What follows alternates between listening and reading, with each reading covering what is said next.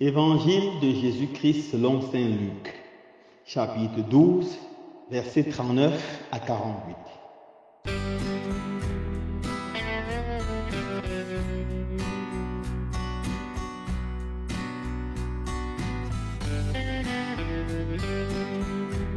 En ce temps-là, Jésus disait à ses disciples, « Vous le savez bien, si le maître de maison avait su à quelle heure le voleur viendrait, il n'aurait pas laissé percer le mur de sa maison.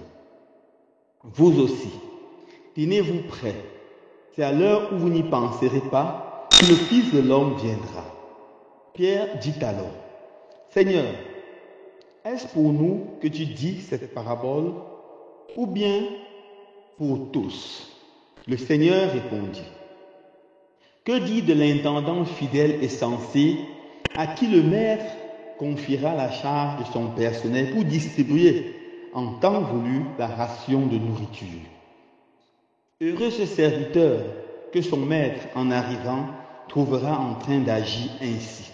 Vraiment, je vous le déclare, il établira sur tous ses biens. Mais si le serviteur se dit en lui-même, « Mon maître tarde à venir », et s'il se met à frapper les serviteurs et les servantes, à manger, à boire et à s'enivrer, alors quand le maître viendra, le jour où son serviteur ne s'y attend pas, et à l'heure qu'il ne connaît pas, il l'écartera et lui fera partager le sort des infidèles. Le serviteur qui connaissait la volonté de son maître n'a rien préparé et n'a pas accompli cette volonté, recevra un grand nombre de coups. Mais celui qui ne le connaissait pas et qui a mérité des coups pour sa conduite n'en recevra qu'un petit nombre. À qui l'on a beaucoup donné, on demandera beaucoup. Et à qui l'on a beaucoup confié, on réclamera davantage. Acclamons la parole de Dieu. Louange à toi, Seigneur Jésus.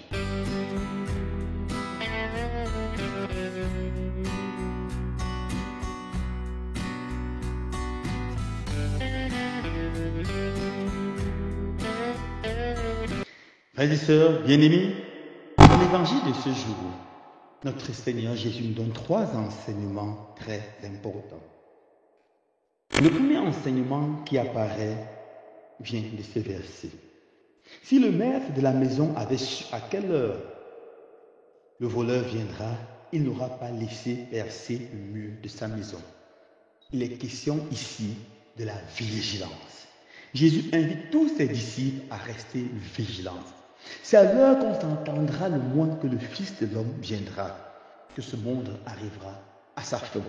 Ou alors, c'est à l'heure que l'on s'entendra le moins que la fin de notre monde, la fin de notre vie viendra, que nous allons mourir. La mort peut surprendre n'importe qui et à n'importe quel moment. La mort ne connaît pas l'âge, ne connaît pas le moment. À tout moment, on peut partir. Nous devons être prêts, conscients qu'à tout moment, Dieu peut nous redemander notre vie, de la nécessité de vivre avec intensité. L'amour du projet. Je demandais un jour à un certain nombre de personnes, si tu sais que demain tu vas mourir, que vas-tu faire? Quelqu'un dit, je vais m'enfermer dans une église et prier toute la nuit. Un autre a dit, je veux courir rembourser toutes mes dettes pour ne pas avoir de problème avec Dieu. Un autre a dit, je veux courir manger et boire, m'enivrer car je vais mourir. On a demandé à un saint, qu'est-ce que tu vas faire? Il a dit, je vais continuer à vivre comme je vis, car je vis toujours, chaque jour comme le dernier, en sachant qu'à tout moment, je peux rendre compte au Seigneur de ma vie, que c'est beau. Vivre comme on vit, sachant que chaque jour peut être le dernier. Vivre en faisant le bien, en faisant la charité. Vivre en aimant, vivre en pardonnant, vivre en arrangeant tout.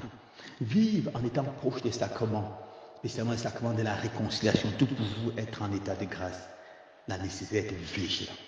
La deuxième leçon découle également de la première. Le Seigneur dit, que dit de l'intendant fidèle et sensé à qui le maître confie la charge de son personnel pour distribuer en temps voulu la ration de nourriture?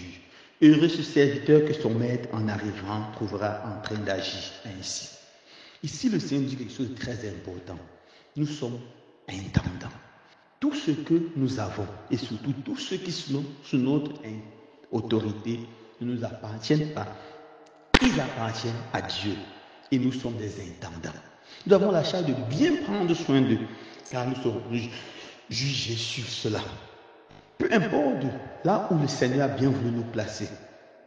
Si nous sommes présidents de la République, gouverneurs, si nous sommes ministres, si nous sommes directeurs, si nous sommes chefs d'entreprise, patrons, parents, médecins, enseignants, élèves, étudiants, grands frères, nous avons tous des personnes chez nous.